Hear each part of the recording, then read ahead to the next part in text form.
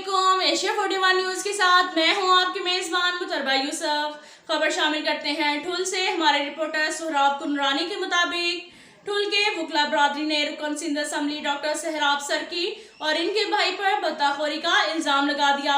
वाक़े के खिलाफ वकला बरादरी एहतजाज करने पर मजबूर हो गए। तफसीलात के मुताबिक ठुल में गढ़ी हसन रोड पर वाक़या बुगटी राइस मिल के मालकान और ठेकेदारों से भत्ता तलब करने के लिए दबाव डाल रहे हैं, जो काबिल मजम्मत अमल है।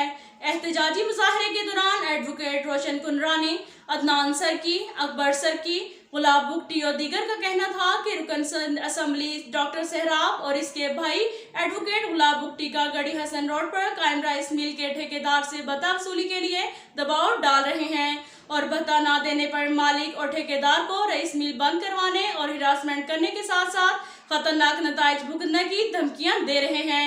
इनका मजीद कहना था कि मुंतखब नुमाइंदा भी भत्ता वसूली करने लगा है और बुगटी राइस मिल को ताले लगाए गए हैं। कुछ भी हो, जिम्मेदार सोहराब सरकी और इसके भाई होंगे। मुजाहिरीन ने आला हुकाम से मुतालबा किया कि सहराब सरकी और इसके भाइयों के खिलाफ कार्रवाई अमल में लाई जाए, दूसरी सूरत में शदीद एहतजाज करने पर मजबूर हो जाएंगे। अब तक के लिए इतना ही काफ़ी है। मिलते हैं अगले बुलेटिन में, हमारे साथ रहिएगा। अल्लाह हाफ़िज़।